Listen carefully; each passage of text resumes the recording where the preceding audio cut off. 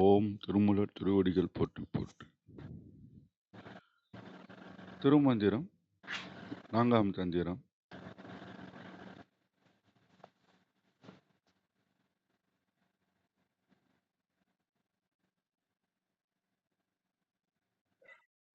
ஐயா, உங்க ஆடியோ வரல, உங்க குரல் வரல. இறைவனை ரிமோட்ல ஆப்ரேட் பண்ற மாதிரி நம்மகிட்டே இருக்கிறான்.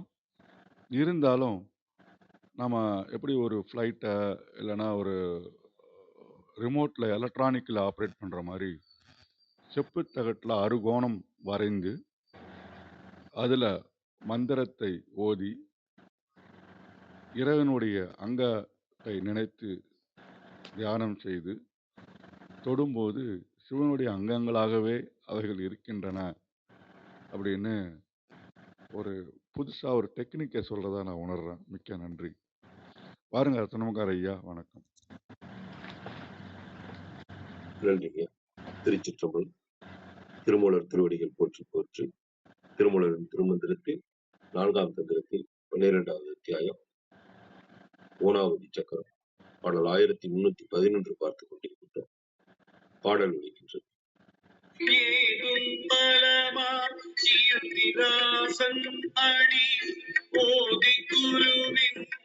உபதேசமுள் கொண்டே நீரங்குமங்க நீராசம் தரை பண்ணி சாதங்கெட செம்பின் சட்கோணம் தானீனே. ஏதும் பலமா இயந்திர ஆசனடி ஓதி குருவின் உபதேசம் உட்கொண்டு நீ தங்கும் அங்க நியாசம்தனை பண்ணி சாதம் கெட செம்பில் சட்கோணம் தானிலே. இதன் விளக்கமாக சரவணத்திலிருந்து அட்டாங்க யோகத்தின் மூலம் பெறுகின்ற அட்டமா சித்திகளை போன்ற எந்தவிதமான சக்திகளையும் பெறுவதற்கு உதவும் மூணாவதி சக்கரத்திற்கு சரிசமமான அதிபதிகளாக இருக்கின்ற இறைவன் இறைவியின் திருவடிகளை பற்றி கொண்டு போற்றி வணங்க வேண்டும். அதன் பலனாக இறைவன் சாதகருக்கு சரியான குருவை காண்பித்து அருளுவார். அந்த குருவிடம் முறைப்படி உபதேசம் பெற்ற மந்திரங்களையும் நியமங்களையும் முழுவதுமாக உள்வாங்கி உணர்ந்து கொள்ள வேண்டும். அதன் பிறகு குரு உபதேசித்த மந்திரங்களையும் நியமங்களையும் அவர் உபதேசித்த முறைப்படியே ஓதி தமது உடல் அங்கங்களால் சரியாக செய்து தமக்கு இனி பிறவியே வேண்டாம் என்று வேண்டி செப்பு தகட்டில் 6 கோணங்கள் வரும்படி 2 பெரிய முக்கோணங்களை வரைந்து வைக்க வேண்டும். இந்த விளக்கம் சரவணையத்தில் இருந்தது. கௌரியம்மா, வணக்கம். நன்றிங்க. அனைவருக்கும் அன்பு வணக்கம். ஓம் நந்தியம்பெருமான் திருவடி போற்றி. ஓம் திருமூலர் திருவடி போற்றி. ஓம் நம சிவாய. நிறைய தடவை படிச்சுட்டாங்க, அதனால நான் நேரடியா போயிடுறேன். கிருத்திகா மாநில இன்னைக்கு தெளிவா சொல்லுவாங்க, அதனால நம்ம டைரக்டா போவோம். திஸ் சக்ரா, இதற்கான கமெண்ட்ரி என்ன கொடுத்திருக்காங்கன்னா, this chakra can be drawn only by him who is blessed by the grace of Shiva and Shivaguru அப்படின்னு கொடுத்திருக்காங்க. ஏதும் பலமாம் இயந்திரராசன் அடி. ஏதும் பலமாம், அதாவது எதுவும் கைகூடும் அப்படிங்கிற மாதிரி பாக்குறேன். எதுவும் ஏதும்னா எதுவும், பலமாம் எதுவுமே கைகூடும். இயந்திரராசன் அடி, இந்த பூனாபதி சக்கரத்தின் அடி நீங்க ஓதி நீங்க பண்ணீங்கன்னா எதுவுமே கைகூடும். அந்த மந்திரங்கள் ஓதி நீங்க வழிபடும் முறைகள் பண்ணீங்கன்னா அது கைகூடும். குருவின் உபதேசம் உட்கொண்டு நீ தங்கும் அங்க நியாசம் தனை பண்ணி, குருவோட உபதேசத்தை வாங்கி அவங்களோட உபதேசப்படி அந்த கரநியாசம் அங்கநியாசம்னு இருக்கு. அது ப்ரொசீஜர்ஸ் அந்த நம்ம உடம்புக்குள்ள இயக்கிறதாகட்டும், அப்புறம் அந்த விரல்கள்ல கரநியாசம்னு இருக்கு. அந்த குருவின் வழிப்படி அவங்க என்ன சொல்றாங்களோ அவங்களோட உபதேசப்படி நீ அதை செஞ்சு சாதம் கெட, சாதம்னா பிறப்பு பிணி கெட, செம்பில் சட்கோணம், சட்கோணம்னா அறுகோணம், அறுகோணம்னா நம்ம நட்சத்திரம் தான், ஸ்டாரு தானிடே. இந்த மாதிரி இந்த செப்பு தகட்டில் இட்டு குருவின் உபதேசம் பெற்று அதுக்கான ப்ரொசீஜர்ஸ்லாம் என்ன இருக்கோ அதெல்லாம் செஞ்சு நீ வழிபட்டேன்னா நீ என்ன கேட்குறியோ எதுவும் கைகூடும். நீ இந்த சக்கரத்தின் படி பண்ண அப்படின்றத நான் பார்க்குறேன். அனைவருக்கும் நன்றி. வாங்கம்மா கிருத்திகாம்மா, வணக்கம்மா.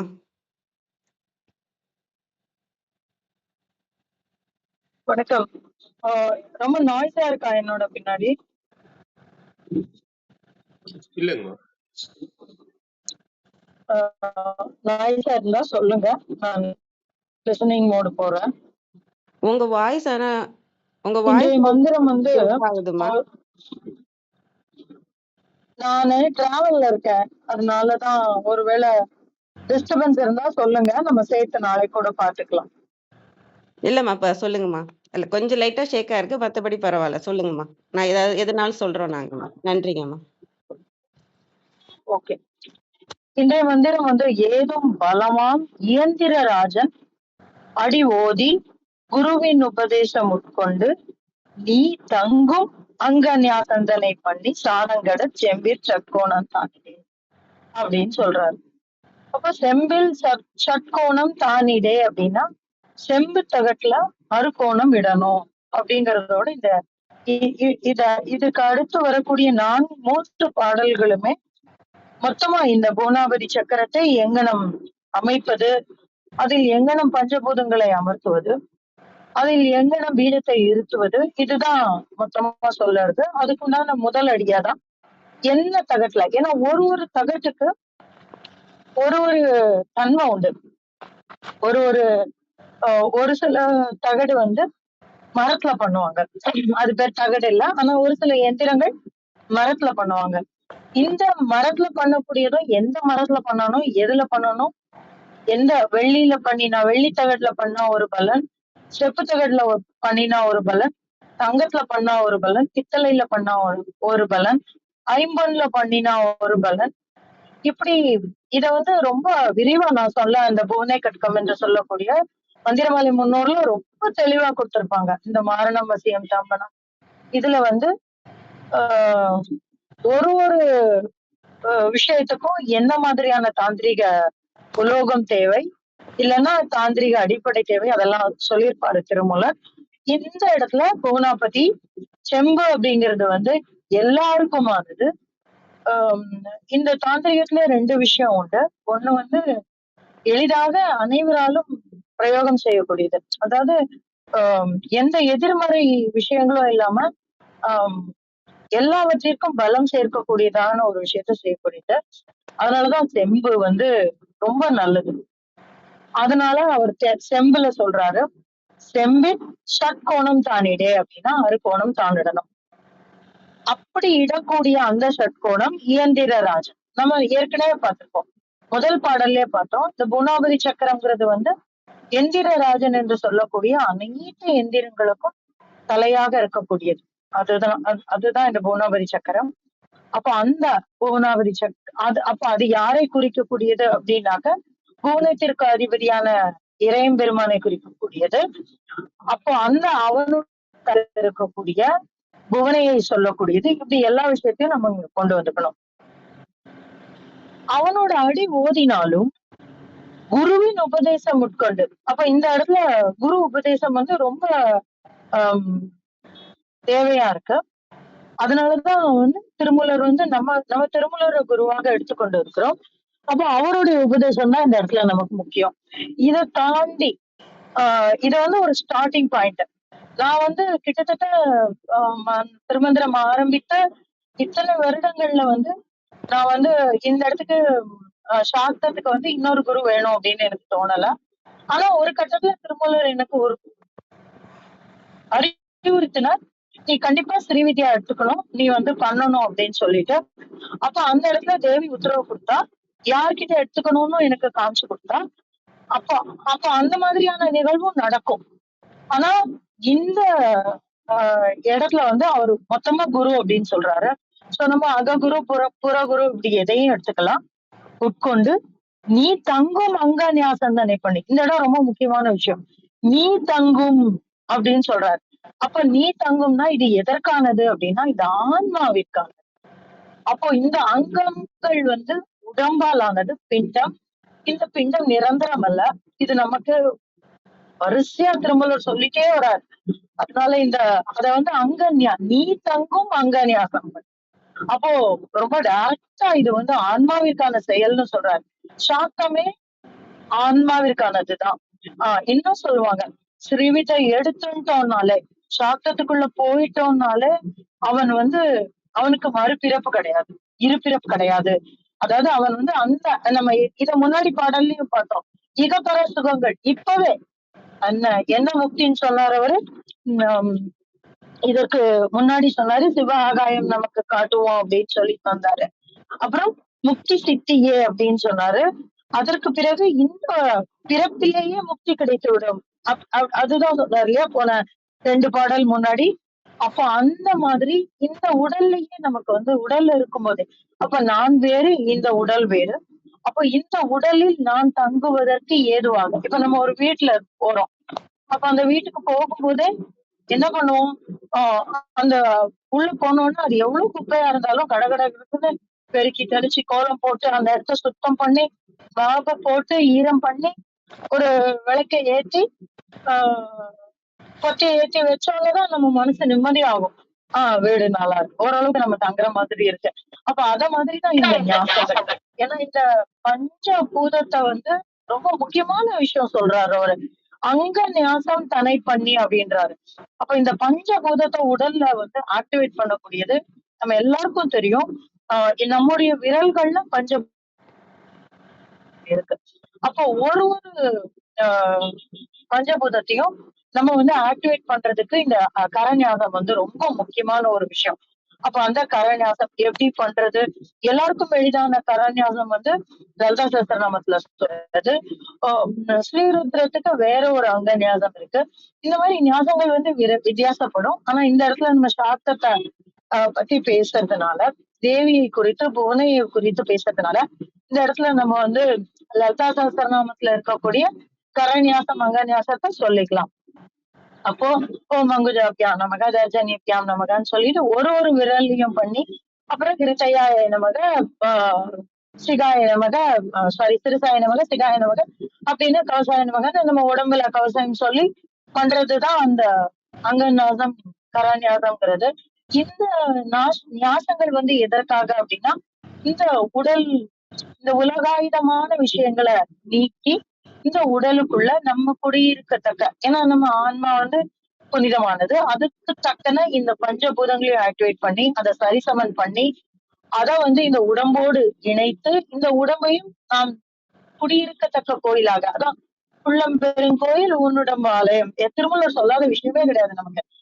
அப்ப அந்த மாதிரி சொல்லி பண்ணி சாதம் கெட செம்பிற் செட்கோணம் தானே. அப்ப சாதம் கெட அப்படின்னா சாதகம் அப்படின்னும் நம்ம எடுத்துக்கலாம். இல்ல சாதம்னா பொதுவா வந்து பிறவியா சொல்லுவாங்க. பிறவிங்கிறது என்ன, ஒண்ணு வந்தாச்சு, இந்த இப்போ வந்தாச்சு ரைஸ் வந்து ஒன்ஸ் வி குக், அத வந்து சாதம்னு நம்ம சொல்லுவோம். அப்ப அந்த சாதம்னா என்ன இருக்கும்? திருப்பி you cannot bring back to the rice again. அந்த மாதிரி இந்த இடத்துல பிறந்த பிறவி அது கெட. அப்ப அந்த பிறவியில இருந்து நம்ம தனியா, ஏன்னா முதல்ல சொல்லிட்டாரு நீன்னு தனியா பிரிச்சுட்டாரு, இந்த அங்க நியாசம்னா அங்கத்தை தனியா பிரிச்சுட்டாரு. அது வந்து இந்த பிறவி கெட அப்படின்னா என்ன அர்த்தம் அப்படின்னா, மீண்டும் ஒரு பிறவி பிறக்காதிருக்க, இல்லைன்னா இறையம்பெருமானின் கருணையினால் நாம் அவனோடு சென்று சேர அவன் இட்ட அணையை செய்ய அப்படிங்கிற மாதிரி நம்ம புரிஞ்சுக்கலாம். அதுக்கு வந்து செம்பில் அறுகோணம் இட வேண்டும் அப்படின்னு சொல்லி, அப்படி பண்ண ஏதும் பலமா அப்படின்றாரு. அப்ப நம்ம என்ன செய்யறோமோ, என்ன நினைக்கிறோமோ அது வந்து பலம் கூடும். இப்போ செல்வம் வேணும்னு நினைச்சு இந்த விஷயத்த பண்ணினா செல்வம் கிடைக்கும், அது பலமாகும். அந்த எண்ணம் பலமாகும், அந்த செயல் பலமாகும், அதற்குண்டான பயனும் பலமாகும். இல்ல எனக்கு முக்தி தான் வேணும் அப்படின்னு நினைச்சோம்னா அந்த காமிய முக்தி, அததான் சொல்றாரு. அப்ப அது பலமாகும். இந்த மாதிரி நம்ம நினைத்த காரியம் நிறைவேறும். அதனால ஏதும் பலமாம் அப்படின்னு. அப்ப அந்த ஏதும் பலமாம் அப்படிங்கிறதுக்கு என்ன பொருள்னாக்க, நம்ம என்ன நினைக்கிறோமோ அது நடக்கும். அப்ப நம்ம என்ன நினைக்கணும் அப்படிங்கறதுல நம்ம ரொம்ப தெளிவா இருக்கணும். ஆனா இவ்வளவு தூரம் திருமூலர் கூட்டிட்டு வந்ததுக்கு அப்புறம் இந்த வார்த்தை சொல்றதுனால கண்டிப்பா நம்ம வந்து இந்த உலகாயுத விஷயங்களை குறித்து நம்ம பேச மாட்டோம். கண்டிப்பா இந்த ஆன்மாவிற்கானது, ஏன்னா நீங்க தனியா பிரிச்சு காட்டுறாரு. அப்போ உள்ளுக்குள்ள நமக்கு இத கேட்கும் போதே நமக்குள்ள உள்ளுக்குள்ள ரெண்டா பிரியணும். இந்த உடல் வேறு, இந்த நான் வேறு அப்படிங்கிற ஒரு எண்ணத்தை வந்து நம்ம பிரியணும். இன்னும் சொல்ல போனா இந்த இந்த இந்த இடத்துலதான் முதல்ல திருமூலர் ஆரம்பிக்கிறாரு. நீ அப்படின்னு நம்மளுடைய ஆன்மா இதுவரைக்கும் ஆன்மா தனி, உடல் தனி, அது எல்லாமே சொல்லிட்டே தான் வருவாரு. ஆனா இந்த இடத்துலதான் அவர் முதல்ல ஆரம்பிக்கிறாரு. நீ அப்படின்னு தனிச்சு சொல்றாரு. அப்போ இந்த இடத்துக்கு நீ ரெடி ஆயிட்டா அப்படின்னு நமக்கு ஒரு சிக்னல் தராரு. இதுக்கு மேல போக போக 7ஆம் 8ஆம் தந்திரம்ல போகும்போது ரொம்ப அழகா அதை பிரிச்சு அதை அக்குவேற அணுவடி அதை புடம் போட்டு நமக்கு தருவார். அப்ப அப்படி இருக்கும்போது இது ஒரு துவக்கம். இந்த இடத்துல தனியா நம்மளுடைய ஆன்மாவை பிரித்து காட்டி அதை உணரத்தக்க நிலைக்கு நீ இருக்க அப்படின்னு நமக்கு சொல்லி தராரு இந்த மந்திரத்துல. அந்த நிலையை தரக்கூடியது இந்த அருகோணம். செம்பில் இடப்பட்டிருக்கிற அருகோணம் இயந்திர ராஜனாகிய இந்த புவனாவதி சக்கரம் அப்படின்னு ஒரு நல்ல ஆரம்பத்தை நமக்கு தந்திருக்கார். இதை உங்களோட பகிர்கிட்ட இந்த காலை வேலைக்கு நன்றி சொல்லி என்னுடைய பகிர்தலை முடித்துக் கொள்கிறேன். நன்றி. நன்றிங்கம்மா. ரொம்ப ரொம்ப அருமையா சொன்னீங்கம்மா. நீ தங்கும்ன்றதுக்கு ரொம்ப ரொம்ப அருமையா இருந்தது. எல்லாருக்கும் போய் சேரணும் இது எல்லாருக்கும். நன்றிங்கம்மா. தியாகராஜன் ஐயா வாங்க ஐயா. வணக்கம் ஐயா.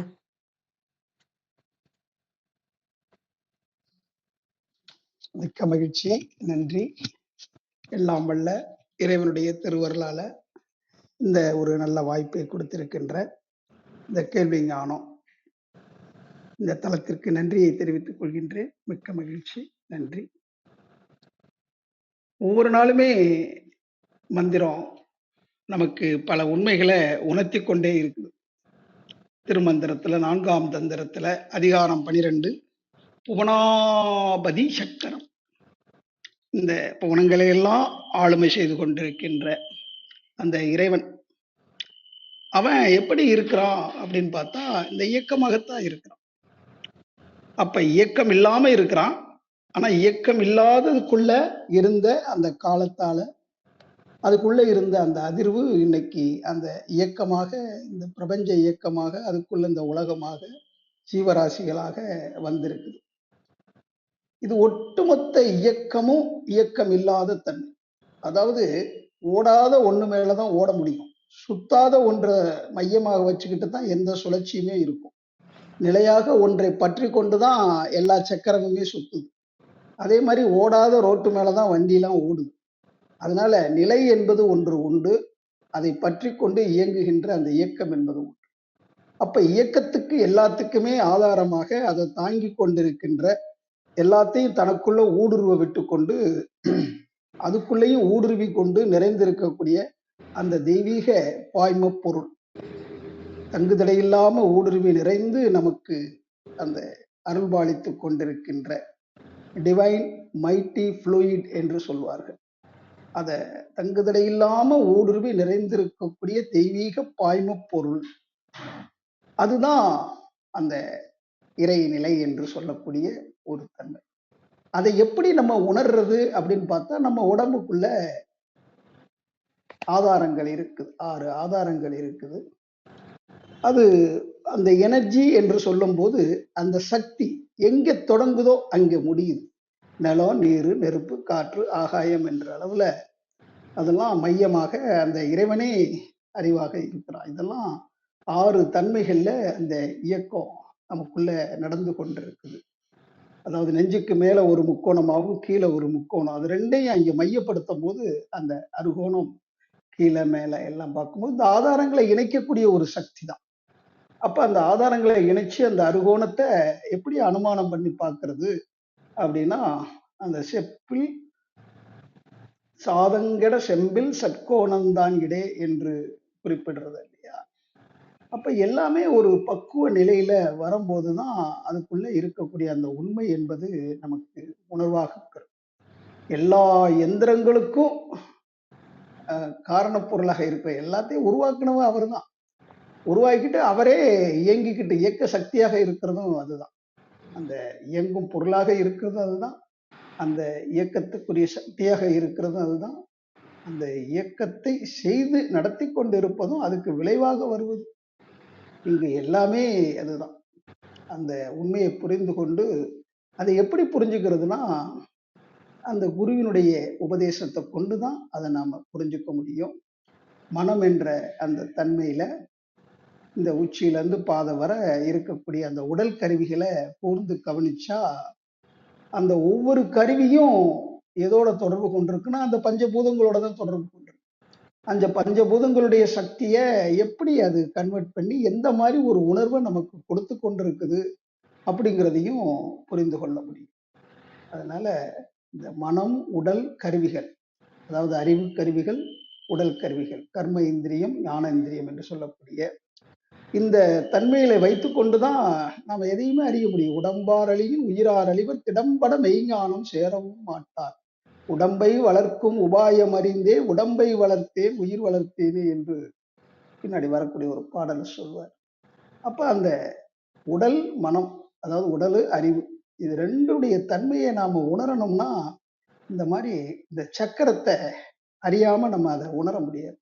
அதனால ஒவ்வொரு சக்கரமா சொல்லும் போது இந்த குணங்களை எல்லாம் மாற்றி செய்து கொண்டிருக்கின்ற அந்த இறைவனை அறிந்து கொள்ளணும். அவன் எப்படி இருக்கனா நம்ம உடம்புல 6 கோணம் என்று சொல்லக்கூடிய அவளை அந்த சக்கரங்களாக நமக்குள்ள இருக்கிறாங்கிறத நம்ம புரிந்து கொள்ளணும்.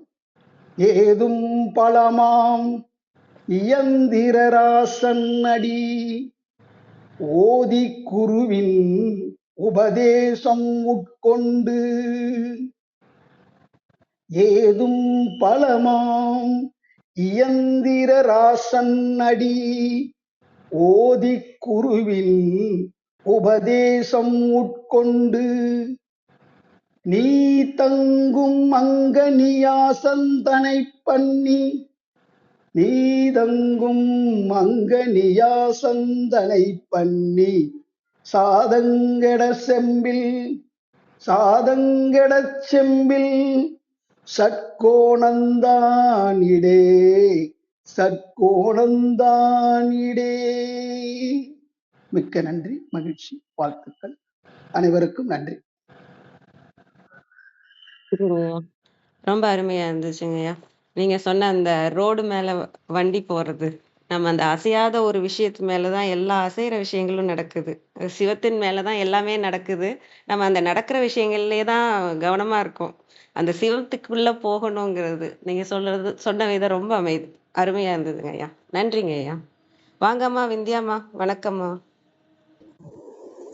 அனைவருக்கும் வணக்கம். ஓம் சிவசக்தி போற்றி, ஓம் திருமுலரே போற்றி. 1311வது திருமந்திரம். செம்பில் தகடு செய்து பூசி. திருமந்திரம். ஏதும் பலமாய் இயந்திரராசன் அடி ஓதி குருவின் உபதேசம் உட்கொண்டு நீ தங்கும் அங்கநியாசந்தனை பண்ணி சாதங்கெட செம்பிற் சட்கோணம் தானிடே. ஏதும், இதன் பொருள் இயன்ற எல்லாவிதமான பயன்களையும் தரவல்ல இயந்திரங்களுக்கு அரசனான இயந்திரராசன். கோணாபதி சக்கரத்தின் திருவடி பணிந்து வணங்கி குருவாகிய ஆசான் கூறிய மந்திர மொழிகளை மனத்துள் கொண்டு உடலில் தங்கியுள்ள ஆதாரங்களில் அதைத்தான் தங்கு அங்க தியானம் அப்படின்னு சொல்றாங்க. அந்த மந்திரங்களை தியானித்து பிறவித்துயர் நீங்க செப்பு தகட்டில் அறுகோண சக்கரம் இடுவாயாக. சாதம் என்ற சொல்லின் பொருள் பிறப்பு. சட்கோணம் அறுகோணம். கோணாபதி சக்கரம் அறுகோண வடிவம் உடையது. அதனை குரு உபதேசப்படி செப்பு தகட்டில் அமைத்து வழிபட வேண்டும். கழக வெளியீட்டில் நுட்பமாக உரை எழுதியுள்ளார் உரையாசிரியர். பயனுற திங்கள் மண்டிலத்து இறைவன் பாதம் ஓதி குருவின் அருமறையாகிய உபதேசத்தையும் உட்கொண்டு நீ அதற்கு வேண்டும் உறுப்பு தொடுதல், கைவிரல் தொடுதல் முதலிய செயல்களை செய்து பிறப்பு நீங்கும்படி செப்பு தகட்டில் அறுகோணம் வரைவாயாக. சிவ தீக்கையிற் கண்டபடி திருவங்க மாலையினை ஓதி உறுப்பு தொடுக. இந்து ராசன் பொருள் வந்து சந்திர மண்டலத்து அதிபதி. தங்கு மங்கநியாசம், சுரநியாசம், அங்கநியாசங்களை சொல்றாங்க. செம்பில் அப்படின்னா தாமிர தகட்டில். சடு என்ற சொல்லினுடைய பொருள் 6. அனைவருக்கும் நன்றி, வணக்கம். சிவசிவ. திருச்சிற்றம்பலம். நன்றிங்க அம்மா, அருமைம்மா. அனைவருக்கும் நன்றி. வாங்க யார் ரத்னகுமார் ஐயா. நன்றிங்கம்மா. நிறைவு செய்துள்ளோம். வேற வேற ஏதாவது கேள்விகள் கேட்கும் தளத்தில் இருப்பவர்களுக்கு இருக்குங்களா? இல்ல, ஒரே ஒரு சொல்லுங்க. விஷயம். விந்தியம்மா, அது இந்து ராசன் தான் போட்டிருக்க, இயந்திர ராசன்னு வரணுமா? எந்திர ராசன் தான் அது, இயந்திர ராசன் அப்படின்னு தான் அநேக பிரதியில இருக்கு. ஒருவேளை உங்க பிரதியில வந்து இந்து ராசன் அப்படின்னு இருந்ததுன்னா நீங்க அத ஒரு தடவை ரெஃபர் பண்ணிக்கோங்க. இன்னும் 2-3 ஏதாவது பழைய பிரதிகள்ல எடுத்து ரெஃபர் பண்ணிக்கோங்க. ஆமாம், கழக வெளியீட்டில் இப்படித்தாம்மா கொடுத்துருக்கு. நான் எப்பயுமே 2 நூலில் உள்ள திருமந்திரத்தை வாசித்துருவேன்ம்மா, பிரிச்சும் சரியாக பார்த்துருவேன். இதில் இந்த மாதிரியாத்தாம்மா மந்திரத்துலேயும் அதே போல தான் கொடுத்துருக்காங்க, கீழே பொருளும் அப்படித்தான் கொடுத்துருக்காங்கம்மா. நீங்க அந்த பழைய ஓலையில இந்த பிரதி யாராவது, நம்ம சரவணனையா அதுக்கு உண்டான வேலையை பார்த்திருப்பாரு, ஓலையை வச்சு சரி பார்த்திருப்பாரு. நீங்க வேணா அதை வேணாலும் ரெஃபர் பண்ணி.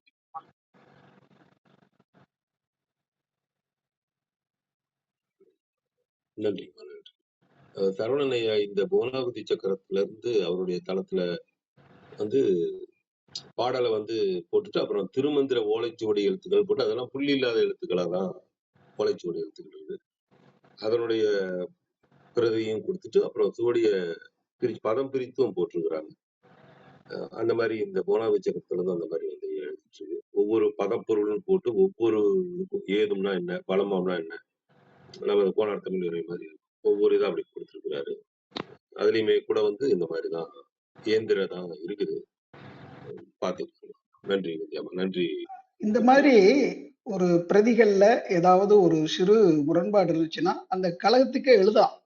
அந்த ஆசிரியர் அதை ரெஃபர் பண்ணி அடுத்த பதிப்புகள்ல அவங்க திருத்தம் பண்ணிக்கிடுவாங்க. எல்லாத்துலயும் இப்படித்தான் இருக்கு, நீங்க இப்படி போட்டிருக்கீங்களே அப்படின்னு கேட்கலாம். எழுதி கேட்கறதுல என்ன இருக்கு, தெளிவு பெறணும் இல்லையா? அதனால கழக வெளியீட்டுக்கே எழுதி கேளுங்க விந்தியம்மா. மகிழ்ச்சி. நன்றிங்க, நல்ல யோசனை. நன்றிங்க. நேரம் பற்றி நிறைவு செய்துள்ளோம். திருமந்திரம் கேட்க ஓத பயில அறிவில் உணர்வில் தூய்மையும் ஆன்ம உணர்வும் துணிவும் சஞ்சலம் சங்கடமற்ற வாழ்க்கையும் சிவன் மீது உண்மையான உணர்வுகளும் கிட்டும். யான் பெற்ற இன்பம் பெருகை வையகம் என்ற திருமலை கூற்றுக்கள்